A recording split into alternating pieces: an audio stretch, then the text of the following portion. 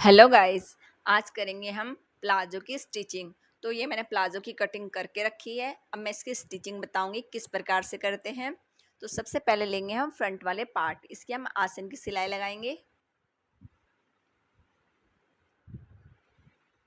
तो ये मेरा फ्रंट का पार्ट है और मैं आसन की सिलाई लगा के दिखाती हूँ आपको।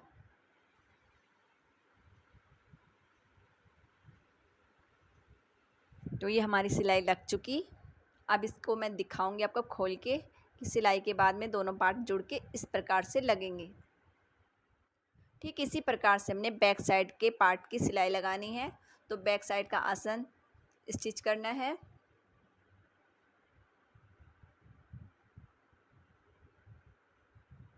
तो गाइज इस प्रकार से मैंने दोनों पार्ट के आसन की सिलाई लगा ली है। अब इसमें लगाएंगे हम पॉकेट। तो पॉकेट की चौड़ाई मैंने 7 इंच रखी है और लंबाई रखी है 13 इंच। अब फ्रंट वाले पार्ट को हमने पहले बिछाना है और इसमें क्या करेंगे, हम 2 इंच ऊपर से छोड़ना है हमने पहले।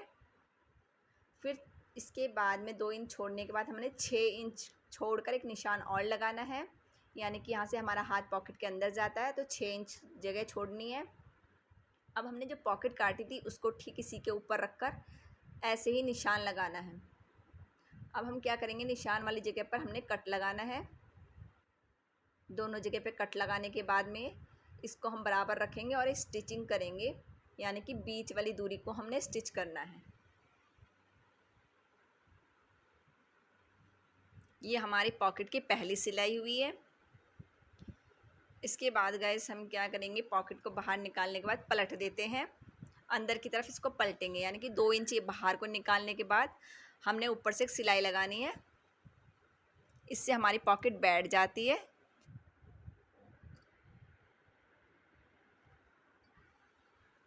ये हमारी बिल्कुल सीधी सिलाई लगेगी इसी के ऊपर। तो ये हमारी सिलाई भी लग चुकी।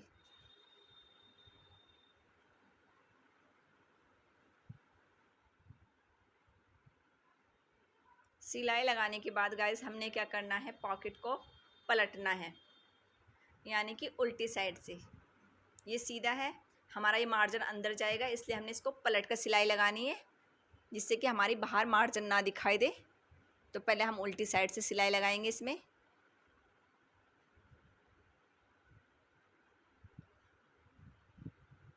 इसके बाद में हमने इस पॉकेट को पलट देना है। तो गाइज अब हमने जो सिलाई लगाई थी उसको हमने पलट दिया और सारा मार्जिन अंदर की तरफ चला गया इस प्रकार से। अब हमने इसके बाद में ऊपर से एक सिलाई और लगानी है जिससे हमारी पॉकेट बिल्कुल अच्छे फिनिशिंग से बैठ जाए। तो गाइज इस प्रकार से मैंने ये ऊपर की सिलाई भी लगा ली है। इसके बाद में ये हमारे 3 पार्ट हो गए हैं, यानी कि फ्रंट का पार्ट और पॉकेट के 2 पार्ट फोल्ड करने के बाद। अब लेंगे हम बैक वाला पार्ट। बैक वाले पार्ट को देखना है हमने किस प्रकार से रखते हैं हम। ये हमारा बैक का पार्ट है। बैक का पार्ट हमने नीचे रखा है और फ्रंट का पार्ट जिसमें पॉकेट लगाई थी उसको इसके ऊपर रखना है। अब हम इन चारों पार्टों को सिल देंगे आपस में, मतलब 2 पार्ट नीचे के और पॉकेट का ऊपर से। पॉकेट नहीं सिलनी चाहिए, बस इस बात का ध्यान रखना है। अब यहाँ पर जो ऊपर से हमारे 4 पार्ट से निकलेंगे और जब जहाँ पर हमारा कट आता है वहाँ पर हमने सिर्फ 2 पार्ट फ्रंट और बैक का, पॉकेट नहीं सिलनी चाहिए। इसके बाद फिर से 4 पार्ट आते हैं और ये सिलाई हमने पूरी एंड तक लगानी है।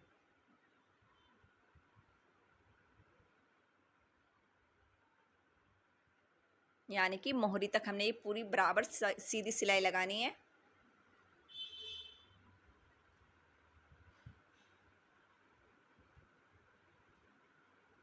तो गाइज ये सिलाई भी हमारी लग चुकी।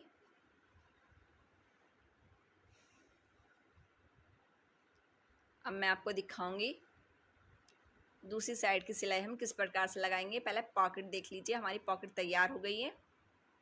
अब ठीक इसी प्रकार से हमने दोनों पार्टों को रखना है और बिल्कुल सीधी सिलाई लगानी है, क्योंकि हमने इसमें एक ही पॉकेट लगाई है। तो दूसरी साइड हमने बिल्कुल दोनों को बराबर रखकर सीधा सिलना है मोहरी तक।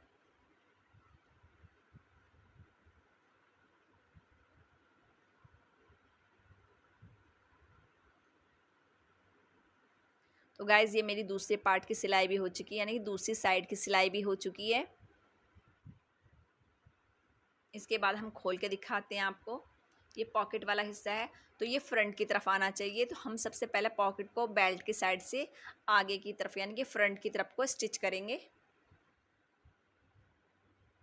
तो ये पॉकेट हमारी फ्रंट के पार्ट में स्टिच हो गई कमर की तरफ से।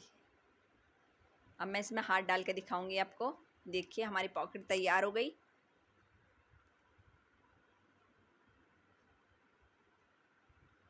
इसके बाद गाइस हम बेल्ट लगाएंगे। तो बेल्ट के लिए मैंने 4.5 इंच की पट्टी की चौड़ाई काटी है और गोलाई है घेरे के अनुसार, यानी कि जितना हमारा एक घेरा है ये चारों तरफ से इसमें लगेगी।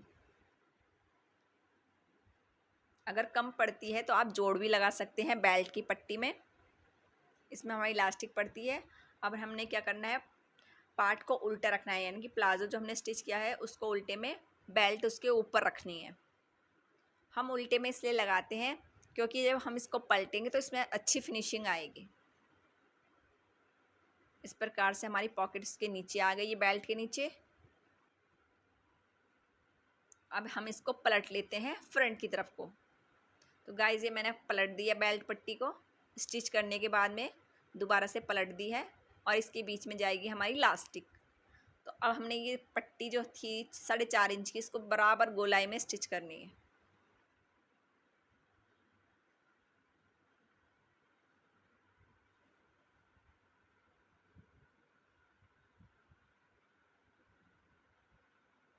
तो गाइज़ यहाँ पर थोड़ी सी जगह छोड़ देनी है हमने, और यहाँ से हमारी इलास्टिक जाएगी, इसलिए हमने थोड़ी सी जगह छोड़ के रखनी है यहाँ पर। इसके बाद हम करेंगे मोहरी की फोल्ड करने। तो ये हमारे बॉटम फोल्ड करने का जो 2 इंच का निशान था, अब हमने बॉटम फोल्ड करना है।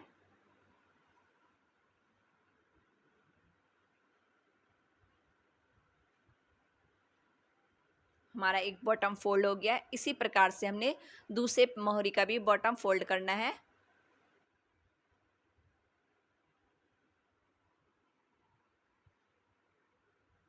इसमें बिल्कुल सीधी कट का निशान जो 2 इंच का था उसको भी हमने सीधा लगाना है। तो हमारी दोनों फोल्ड हो गई है। अब जितनी भी आपकी मोहरी है उस पर आपने निशान लगाकर सीधी सिलाई लगानी है। तो यहाँ पर है 22, तो मैंने 11 इंच पे निशान लगाया है। 11 इंच पे निशान लगाने के बाद हमने सीधा सिलाई लगानी है ये आसन तक। तो हमने बराबर दोनों पार्टों को रखना है। तो जहाँ पे हमारा आसन आएगा, ये आसन आ गया, यहाँ पे हमने सिलाई को उतार देना है।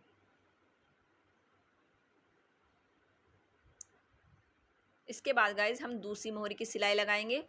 जितनी हमारी पहले वाली थी ठीक उसी में नाप लेना है, और यहाँ से भी हमने मोहरी से पक्का करने के बाद में सीधी सिलाई लगानी है और आसन तक। तो अब ये दोनों सिलाइयों को हम आपस में मिला देंगे। हमारी दोनों सिलाई मिल चुकी हैं। इस प्रकार से मेरा प्लाजो तैयार है। अब मैं इसमें डालूंगी इलास्टिक। तो इलास्टिक गाइस हम कमर के हिसाब से निकालते हैं। तो इनकी कमर है 36 इंच। हमने 36 में से क्या करना है, 4 इंच माइनस करना है, यानी कि इंच टेप को 4 इंच बाहर निकाल दो। जहाँ पर 36 आएगा वहाँ से हमने कट करनी है और ये गोलाई में डालनी है। अब हम गोलाई में डालने के लिए क्या करेंगे, पहले दोनों तरफ से निशान लगा लेंगे क्योंकि आपस में बराबर होना चाहिए। अब पिन की सहायता से हमने इलास्टिक डालनी है। यह मैं इलास्टिक डाल के दिखा रही हूँ आपको। फिर दोनों सिरों को आपस में पकड़कर स्टिच करना है।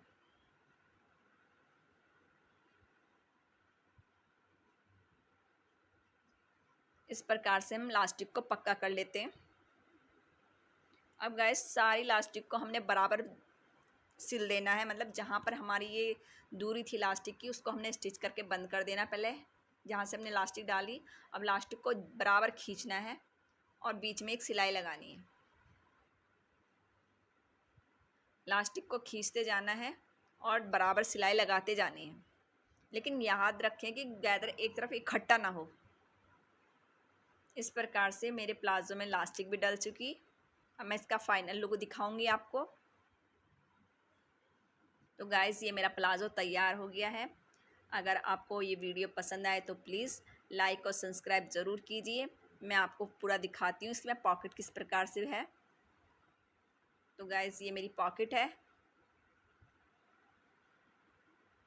पूरा प्लाजो तैयार हो गया है।